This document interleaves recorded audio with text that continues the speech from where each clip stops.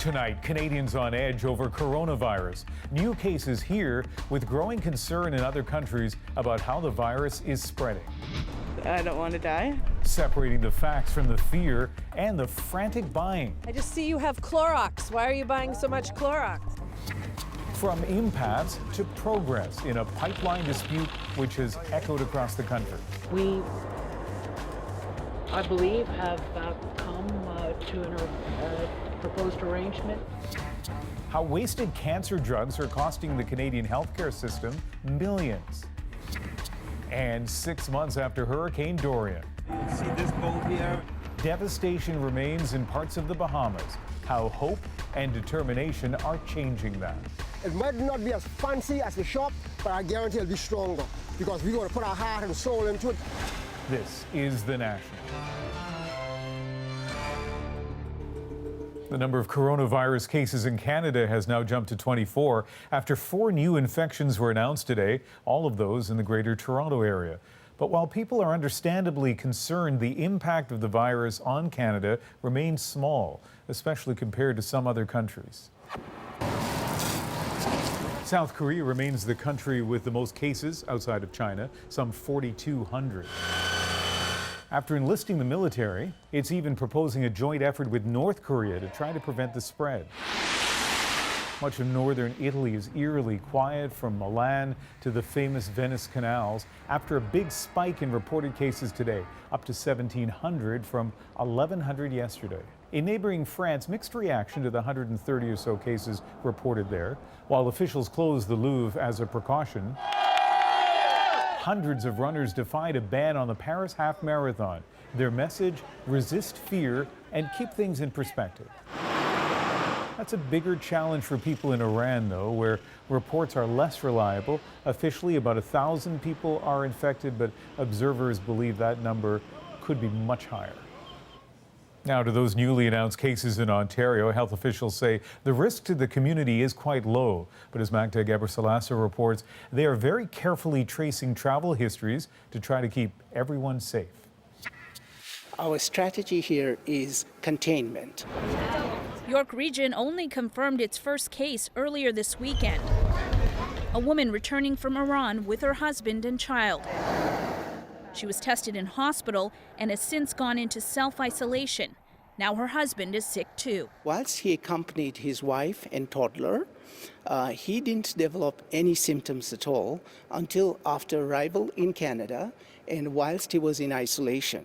Their son has yet to be tested. Meanwhile, officials are working to determine if anyone else may have been exposed.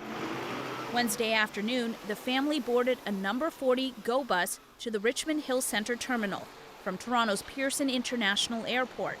The bus has since been taken off the road and disinfected.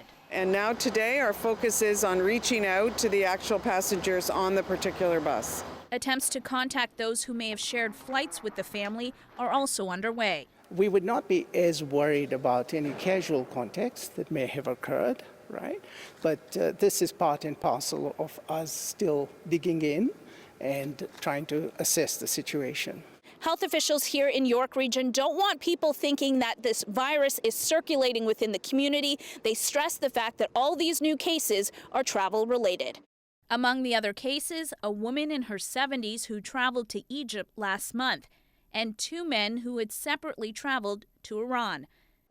And while they investigate, York Region health officials have a note of caution for all travelers coming back to Canada. General advice from the federal agency is that anybody who's come from anywhere internationally should be self-monitoring themselves for signs and symptoms. He says the main signs and symptoms you need to look out for are a fever, cough, and shortness of breath. Magda Gebrselassie, CBC News, Toronto. And U.S. health officials are still investigating a coronavirus outbreak in Washington state. After at least 10 people tested positive, 2 people have now died. Those cases are mostly connected to a nursing home in suburban Seattle. Notably, none of them involve foreign travel, meaning transmission happened in the U.S. Officials say more than 50 other residents and staff will be tested after showing symptoms. And those new cases are causing concern here in Vancouver, which is only about 3 hours from Seattle by car. Anita Bath is tracking that for us tonight. And Anita, you've been out talking to people in the city. Yes, and Ian, even though health officials here have repeatedly said the risk to Canadians is low, there's a growing edginess bordering on panic. We're even seeing scenes similar to those in some big U.S. cities. Lineups out the door and around the corner at Costco's across Metro Vancouver. They said that people are just panicking, and it's getting worse and worse because they want to stock up. Inside, I think a lot of stuff went out quickly, like in half hour. Costco employees tell the CBC it's all over coronavirus. People making sure they have enough supplies at home just in case they're quarantined. The hot commodity, toilet paper. Stupid. So people are panicking over toilet paper? You know what? I bought toilet paper because I saw people buying toilet paper. I know, it's crazy. But given the extent of travel between BC and Washington state, there is fear a larger outbreak of the virus is inching closer. CBC has reached out to Canada Border Services to see if any extra screening is taking place at land borders, but we have yet to hear back. I'm concerned because it's in Washington, Oregon, and California. Experts say, though, the West Coast fright isn't necessarily warranted. Yeah, I would say it's unnecessary. I think people can come from other countries in the world just as easily as they can come from Washington. For the general public, there's no need to worry too much because the virus itself is very similar to influenza and other viruses that we see at this time of year. And Ian, to underscore that call for calm, she's also pointing out that more people in BC have been tested for coronavirus than the number of people tested in the entire United States. She's echoing what governments are saying, and that is to stay calm, that the hype may be creating more of the panic. Okay, Anita, thank you. And one last note on the coronavirus story tonight. If Asian markets are any indication, expect some more stock market brutality tomorrow. Markets from Japan to Australia all plunged again right after they opened. There was a tentative step forward today in the talks between the Wet'suwet'en hereditary chiefs and two levels of government. They announced they'd come up with a proposed new arrangement to acknowledge title rights on that land. It's where a pipeline is slated to go through, something the hereditary chiefs oppose. That issue is still unresolved. And as Chris O'Neill-Yates tells us, the message from the chiefs today is the fight continues. After 4 days of meetings, some success. A proposal recognizing the rights of Wet'suwet'en hereditary leaders over their traditional territory. That it is about the nation coming together to make sure that their traditional laws and customs and legal orders are honored. The details aren't being shared yet. I think we want to bring this back to our houses, and we're going to be working on that within the 2 weeks. That we want to see a turnaround on that. The Wet'suwet'en Nation itself has been divided on the Coastal GasLink pipeline that's supposed to go through their territory. Most elected chiefs support it. Many hereditary chiefs, like Chief Was, don't. That still hasn't changed. Right from the start, and I have to reiterate this again, the hereditary chiefs are opposed to any pipeline going through their territory. The RCMP and Coastal GasLink agreed to leave the territory while talks were on.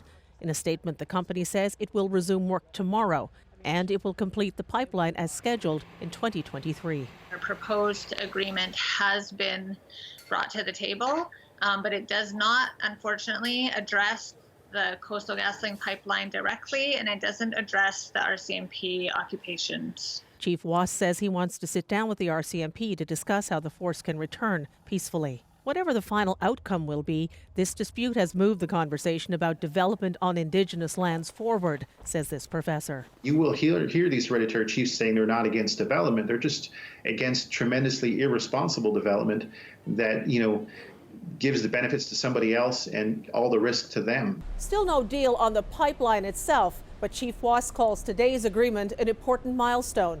He says he wants more talks with government, the RCMP, and Coastal GasLink. Chris O'Neill-Yates, CBC News, Vancouver.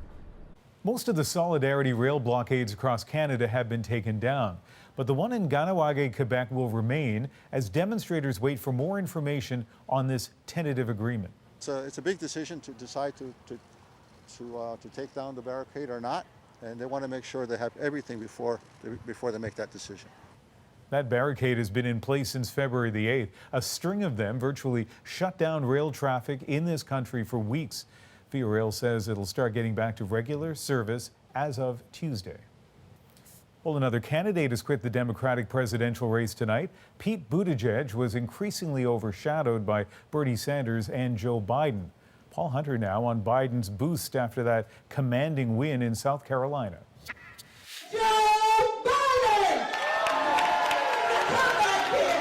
The comeback kid, they called him, at a church service this morning in Alabama, and in no small way, they're not far off. Last night, Joe Biden didn't just win the South Carolina primary, he won big. As Biden himself put it, "We are very much alive." But even as Biden celebrated his first win of the primary season, fact is, eyes are already on a bigger challenge 2 days from now, so-called Super Tuesday, when voters in fully 14 states mark their ballots for who to challenge Donald Trump for the White House this fall. Nobody wins them all. Vermont Senator Bernie Sanders, branded by many Democrats as too radical for most Americans, came a distant second last night, but he's still favored to win most of the delegates up for grabs later this week. As he put it today, I think we have an excellent chance to do well on Tuesday and to win the Democratic nomination. Still, key to Biden's win last night, strong support from black Americans, critical for any Democrat eyeing the White House. It's a constituency yet to embrace Sanders, or, for that matter, New York billionaire Mike Bloomberg, a latecomer to this contest who spoke this morning at that same church in Alabama that had welcomed Biden. But for Bloomberg, a dramatic rebuke. Criticized for policies while mayor of New York, widely deemed racially discriminatory, today, as he spoke, parishioners stood and turned their backs on him, remaining that way throughout in silent protest. All of it raising the stakes for Tuesday and the potential, if Bloomberg falters, for the contest to quickly turn into, effectively, Sanders versus Biden and a race to the finish line. And Paul, we mentioned off the top, Pete Buttigieg has now left the race, and a lot of people wondering how's that going to change things? Yeah, well, it's sure going to help Joe Biden. Setting aside Bloomberg, you really are looking at a two-person race at this point, Sanders and Biden. It's a safe bet. Most Buttigieg people will now move over to Biden, given that they're both, so-called moderate candidates, and because Biden did so well last night. Buttigieg himself has said Sanders is not the way forward. All of this helps Biden in a number of states on Tuesday. It'll probably win him some extra delegates. It'll probably get him closer than he would have been to Sanders come Wednesday morning. Let's not forget, Sanders is still the front runner. The goal for Biden this week is simply to stay within reach of him. And the end of Buttigieg means there's now one less significant candidate splitting the vote for moderates. If you're a Biden person, this is a welcome development. Ian. All right, Paul, thank you. Israelis head to the polls tomorrow, the third time in less than a year, and it's widely seen as another referendum on Benjamin Netanyahu. Despite facing a trial soon on corruption charges, the country's longest-serving prime minister has presented himself as a global statesman, one who's uniquely qualified to lead the country through its many challenges. And Donald Trump's controversial Middle East plan has given Netanyahu a new opportunity to shore up right-wing support. Margaret Evans is in the Jordan Valley and explains why. The Jordan Valley, a fertile plain so awash with date farms that the swaying fronds of the trees they sprout from look like a sea of green. It's part of the Israeli-occupied West Bank, captured in 1967 and considered vital for Israel's security by its leaders ever since. Israel's Prime Minister Benjamin Netanyahu has made its annexation, along with West Bank settlements, his main campaign pledge, emboldened by Donald Trump's peace plan. Mr. President, your deal of the century is the opportunity of the century. For Israeli settlers, Jacob Elbaz and his wife Leslie, it is most welcome. This place is given to us by the right of our Bible, by the right of our religion, and by the right of the Holocaust even. An estimated 8,000 Israeli settlers live in the Jordan Valley, as do more than 50,000 Palestinians still dreaming of their own state. Mohamed Sayedeh says there's no need for annexation. Already they're controlling Jordan Valley, controlling the roads, controlling the main sources, the life. Benjamin Netanyahu clearly hoped that Donald Trump's so-called deal of the century would give him a boost ahead of the election. Analysts will tell you it hasn't. It's not a big issue, and if you look at opinion polls, most people think that this plan cannot really work. Even Jacob Elbaz says the promise of annexation won't influence his vote. They want to be elected, and when they want to be elected, they'll promise you anything. There might not be peace in the valley, but there is a rare calm of sorts, and some worry that even talk of a change in the status quo will disturb it. Margaret Evans, CBC News, in the Jordan Valley. And later in the program, we'll hear from people who think security is another big issue in this campaign, and they have a very personal stake. Margaret has that story from the Gaza border in about 30 minutes.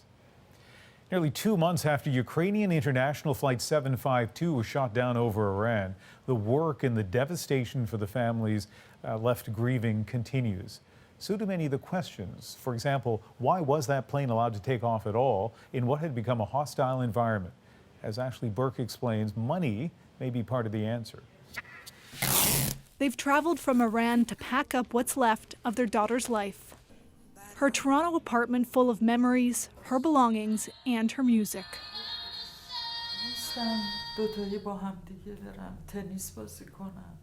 Now it's hard to believe that she doesn't exist anymore.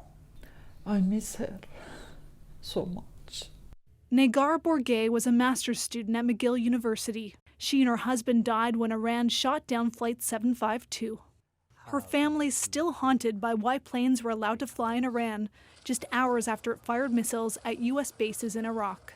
We're asking ourselves time and time, and we're waiting for the answer. An Iranian aviation expert says closing down the airspace would have cost Iran.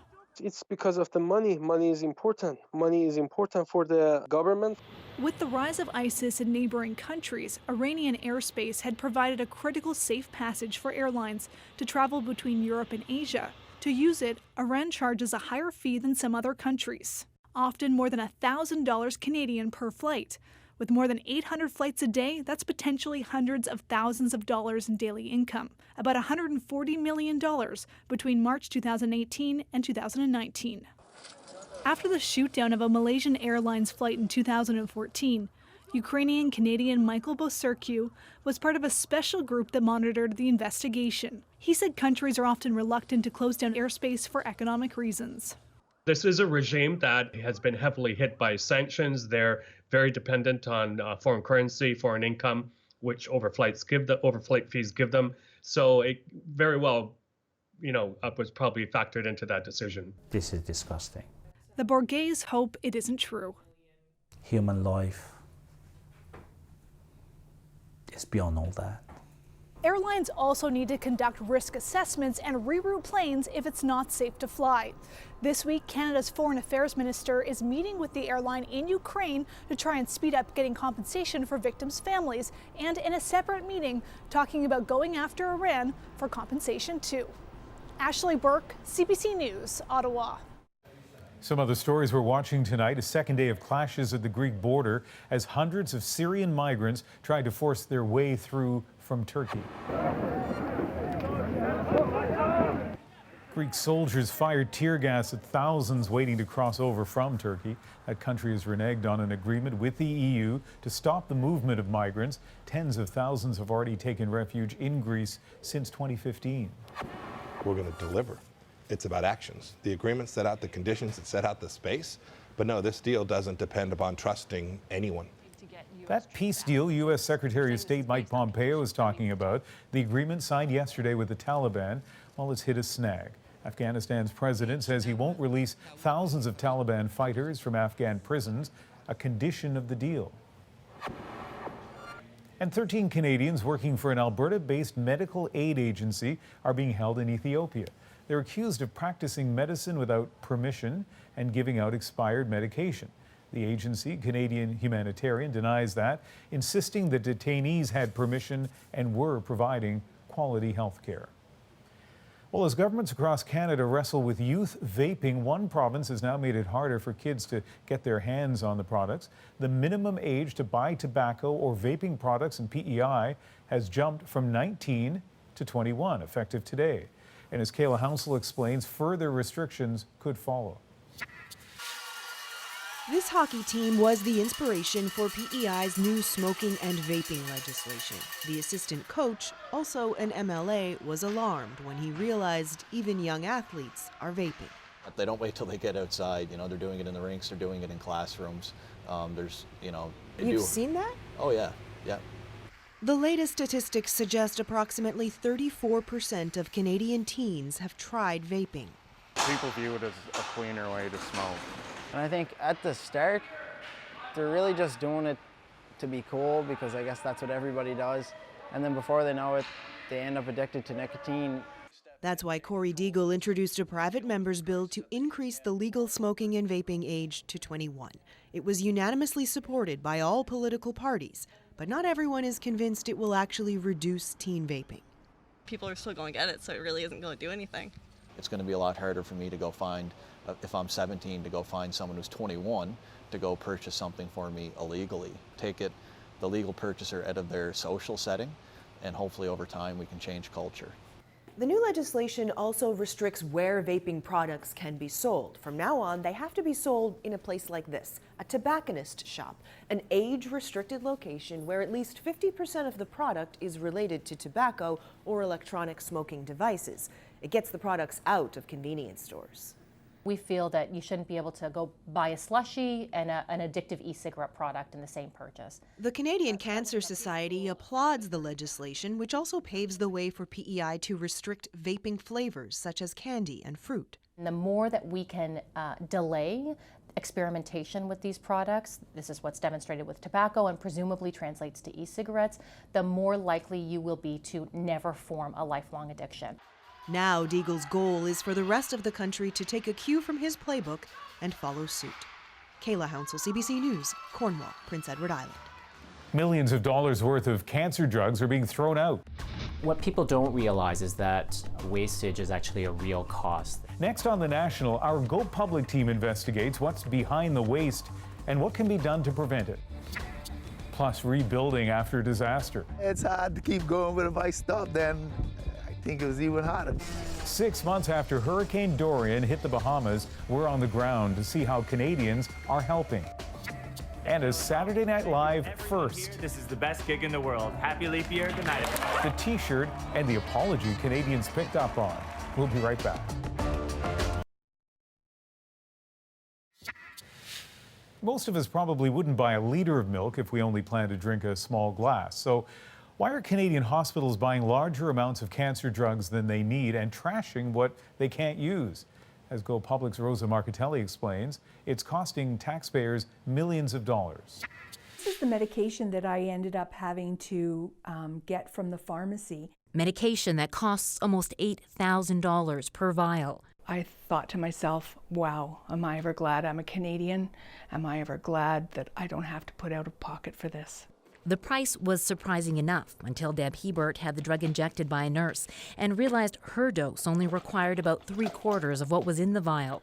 The rest was thrown out and a new vial opened the next day for her second dose. The remainder of that one thrown out too. Hebert is on leave from her job in finance at CBC while she battles non-Hodgkin's lymphoma. This researcher says millions of dollars worth of cancer drugs are being wasted because drug makers only distribute the medications in one-size-fits-all vials that hold too much for most patients. Leftovers are often tossed over concerns about sharing vials and a short shelf life. What people don't realize is that wastage is actually a real cost that's borne by probably the provinces or hospitals or ultimately the taxpayers. He worked on a study that looked at 12 high-priced injectable cancer drugs. It found $102 million worth of medication is being wasted over a 3-year period. One solution, says this drug policy researcher, is to force drug makers to produce different vial sizes to reduce waste. The UK did that 4 years ago and is now saving millions a year in drug costs. It's appalling that, again, we have so many demands on our healthcare dollars for drugs and doctors and hospitals and so on, to see this kind of waste. He says the group that negotiates prescription drug prices in Canada has to make different vial sizes part of the deal when choosing which drugs to buy. But the Pan-Canadian Pharmaceutical Alliance won't say if it does that, only that negotiations are confidential at the request of the manufacturer. Sanofi, which makes Hebert's medication, says it sells the drugs in one vial size because it's a typical dose for the majority of the patient population when you take spillage into account. Rosa Marcatelli, CBC News, Calgary. If you have a tip for Rosa and the team to investigate, send an email to gopublic@cbc.ca. When we come back, rebuilding after Hurricane Dorian. I would say by September, October, I should be able to be in the house and probably just have a portion of it. But that means you'll have been out of the house for a year. Yeah. The hard realities in the Bahamas 6 months after the storm. Plus, we return to Israel ahead of tomorrow's election for a closer look at a key issue along the country's border. Right now, we're experiencing basically we're right in the midst of the hurricane. The front yard view of the house that I'm in. Everyone pray for us, please. Please pray for us. It was 6 months ago that Hurricane Dorian slammed into the Bahamas, pushing the ocean right into people's homes, tearing apart buildings, leaving vibrant communities looking like this, disaster zones. Officially, 76 people died, but many believe the true loss of life is much, much higher. Trying to clean up that kind of devastation takes a lot of help, and some of it is coming from Canadians. David Common recently went back to some of the hardest hit areas and found, in the midst of a very difficult recovery, resilience. See this boat here and this one on top of the line over there? 6 months after Hurricane Dorian ripped through this area, being out on the water is like navigating a minefield. We got a lot of debris, see all the cars and stuff like that. Philip Thomas makes his living on these waters just off Grand Bahama Island, but he lost so much more than just his livelihood to Dorian. My family is taking it real hard. As the storm surge hit, Phil's son and 3 grandchildren were swept away. His daughter-in-law could only watch them disappear. The boat capsized and PJ and the kids went one way and she got washed one side, like that. That must be hard to keep going. Yeah, it's hard to keep going, but if I stop, then I think it was even harder because, I get my mind will continue to dwell on what has happened, Despite losing so much, Phil and his community are trying to move forward. McLeanstown, once 200 strong, is dependent upon the sea, and they're getting some help from Canadians to rebuild.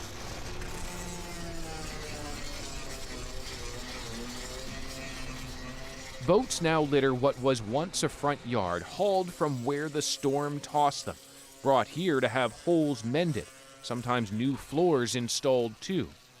We as fishermen, over the years, we learned how to master fixing our own boats.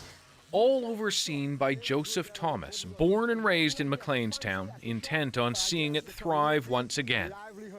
This community is 80% fishermen.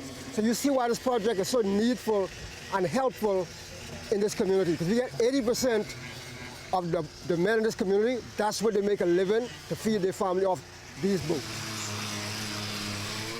As much as Joseph and a handful of other Bahamians are the ones doing the work, it would not have been possible without Canadian money. The charity Global Medic paying these workers to fix their community's boats.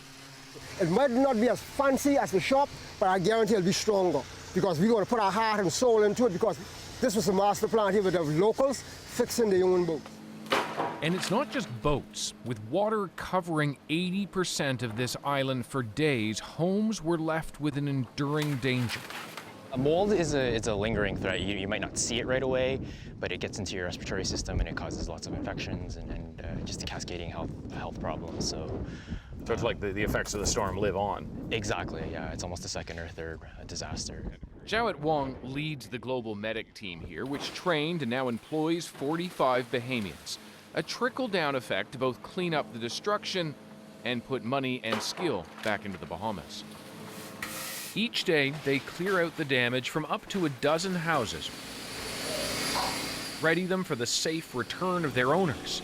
Inside, we were at about 36 inches of water that settled. So of course, People like Xenia Williams, who's been living with relatives since the storm hit. She's grateful for the help, says she couldn't have afforded to do it on her own. But she knows it's a long road ahead. I would say by September, October, I should be able to be in the house and probably just have a portion of it. But that means you'll have been out of the house for a year. Yeah. Yeah.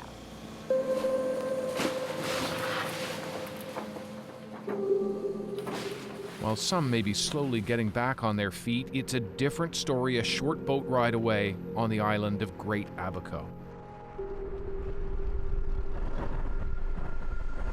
Abaco isn't as much of a tourist destination, and much less attention has been paid to its much greater damage. Hey, Brother OJ. Okay, how was church today? Blessings? Yes. When you see this now, a roof going back on a house, what do you think? This is progress. Bishop Silbert Mills is a fixture here. After the storm, many people were forced to leave for other islands, even as far as the U.S. In short, people went anywhere but here. Of all of the people who had to flee their homes, are most of them back? Are half of them back? Not even a quarter. They have no place to come to. Their homes have been either destroyed or compromised sufficiently that they can't return. I think it's $7,000 if you had Walk the streets here, and you quickly understand why. Businesses were wiped out, taking jobs with them. And for some, rebuilding is simply not possible. Home insurance here too expensive. It can be $1,000 a month or more. People are hurting and they expect. So when the storm hit, most people had no coverage. I'm 60 years old. I can't go to a bank for financing anymore. This is beyond just the loss of a home. Many people have no way to recover. There's no way to recover.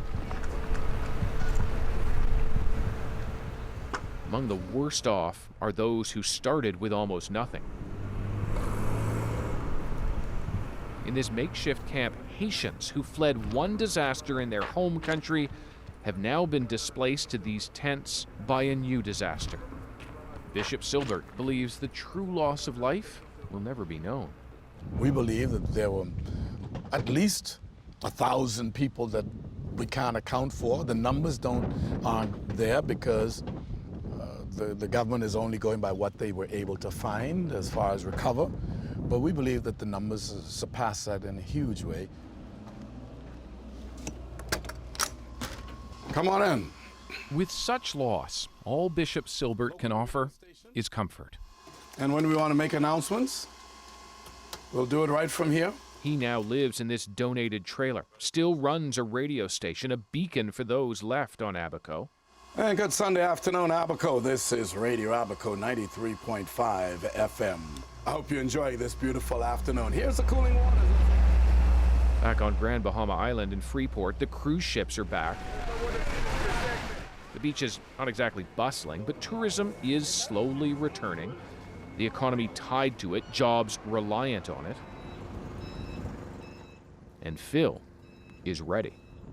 PJ Ciales. His boat at long last repaired by the Canadian-funded team and renamed after his son. Oh man, I'm elated, man. I'm elated. Words cannot express my feelings.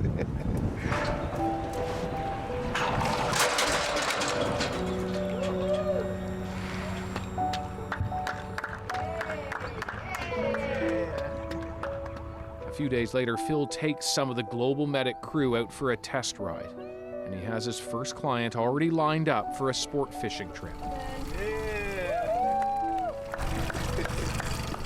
It cannot erase what has happened, but for Phil and for the Bahamas, there can still be hope. So, David, this is a part of the world that gets battered by hurricanes, and people have to brace themselves. Yeah, absolutely. Hurricane season now just about 5 months away, Ian, and fairly good chance the Bahamas will once again perhaps be in the eye of a storm. This is a country where many people don't have a roof over their home or don't have a home at all.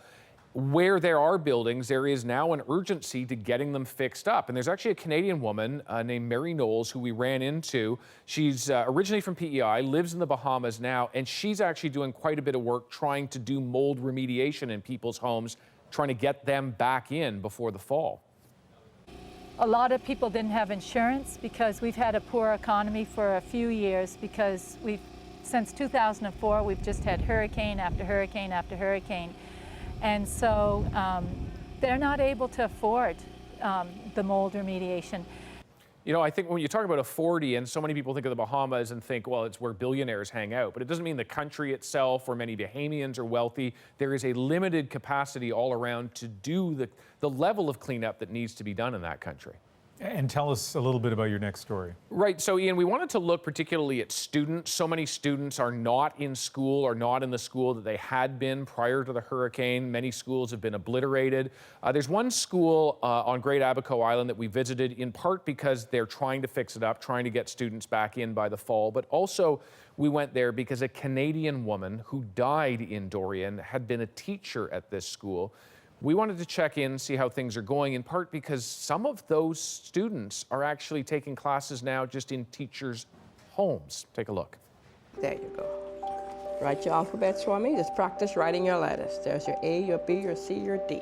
Well, we're not in school now because, as you know, that storm Dorian came through and it just created havoc on our facility.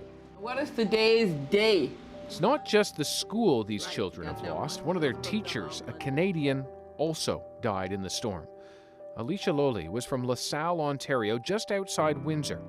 Oh, she was just a joy to be around. She really knew what she wanted to do, and we're gonna definitely continue doing that in her honor. I look forward to seeing that this week on The National. Thanks, David. Thank you, Ian. When we come back, what tomorrow's Israeli election means for those living on both sides of the Gaza border. Netanyahu understands that if you want to make a relationship with someone, you must build your security. How security is playing into their vote. That's next.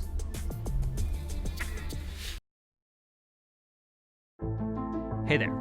I'm Josh Block, sitting in for Jamie Poisson. Tomorrow on CBC's daily news podcast, Front Burner, Bernie Sanders faces a crucial Super Tuesday test in the race to become the Democratic nominee for president.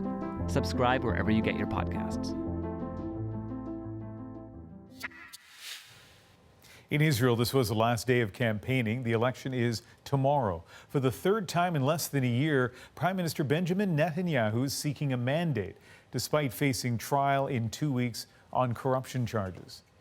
Divisions run deep in Israel, especially over Netanyahu's hardline approach to politics. Security along the border with Gaza is a big campaign issue.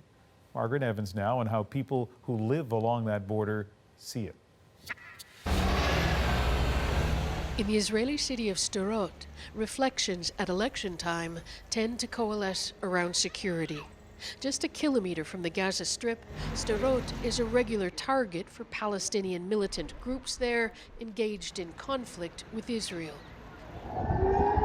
Air raid sirens were sounding here just last week when a surge in cross-border violence saw dozens of rockets fired by the Islamic Jihad.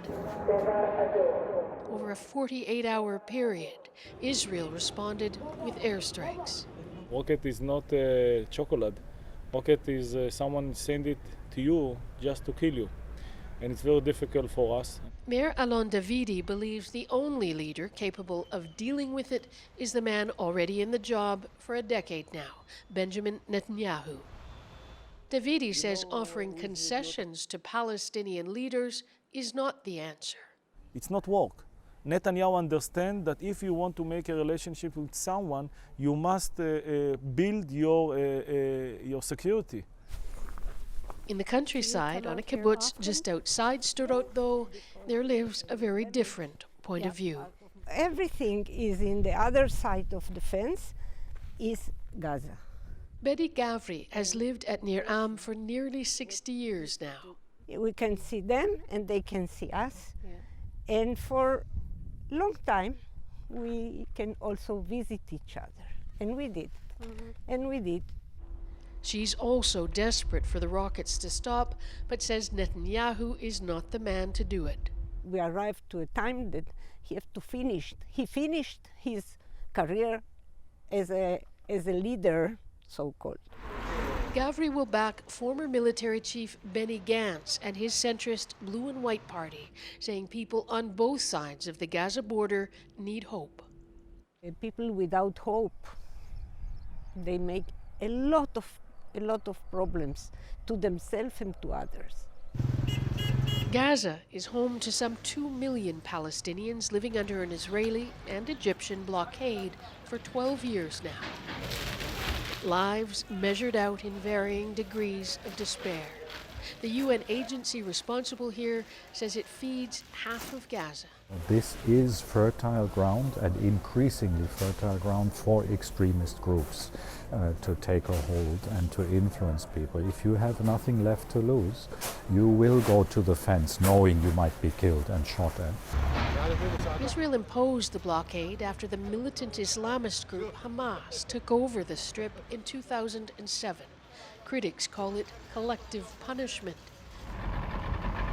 Fishermen like Hussam Bakr, a father of 12, are only allowed to venture a few kilometers offshore. The small fishing fleet barely able to stay afloat anyway, they say, because they can't get repair supplies through the blockade. We couldn't care less whether it's Netanyahu or somebody else elected, says Bakr. He doesn't believe it will change his situation in the least. There are certainly few signs on the other side of all the concrete and barbed wire that Israelis will shift away from traditional voting patterns. Sderot's mayor agrees. You think that the people that in the kibbutzim will vote Netanyahu? Never, because they have their logic. For Gavri, that's about engaging again with the Palestinians. I don't know nowhere in any kind of situation during the history that negotiations you do with yourself. This is something quite problematic.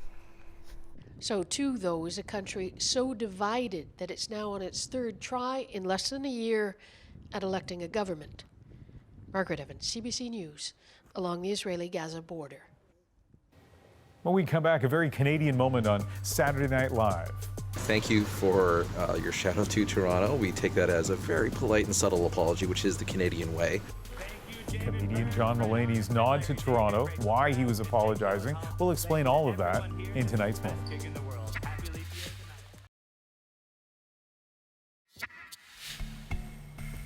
We're going to take a look here at stand-up comedian John Mulaney, a frequent performer in Toronto, but lately he's been the king of the no-shows. In fact, he's still trying to do a gig that was originally scheduled for last September. It's already been postponed twice when he announced yesterday's show would also be canceled. So what reason could possibly be good enough? How about being asked to host Saturday Night Live? Our moment tonight is his moment of apology to his fans in Toronto and their kind of Canadian reactions. Thank you, David Byrne, Fred Armisen, Larry David, Rachel Dratch, and Jake Gyllenhaal. Thank you to everyone here. This is the best gig in the world. Happy leap year. Good night, everyone. And if John Mulaney thinks that just wearing a shirt that acknowledges that Canada exists is enough to get us to forgive him for all these cancellations, he's right. Mr. Mulaney, we just want to thank you for your shout out to Toronto. We take that as a very polite and subtle apology, which is the Canadian way. Your wish is my command, Kimosabe. Oh, Phantom of LaGuardia, why don't you tell this fine young man how he'll feel after he eats our sushi? And please come back to this barren wasteland. Please gift us with your comedy, and please cast me in the second season of the Sack Lunch Bunch. And we absolutely look forward to seeing you in April. If a further delay just means a full-length version of LaGuardia Sushi as a musical, we could understand that as well. All the best, safe travels, and see you in a couple months. So as I understand it, before this cancellation or postponement because of SNL, before that it was a snowstorm. We can't blame him. He couldn't fly in because of the snowstorm. Before that, no explanation for the first cancellation. But, you know, the Canadian thing is, a city as big and sophisticated as Toronto, all you have to do is wear a T-shirt with the name on it on US TV, and as you can see, all is forgiven. That is The National for March 1st. Good night.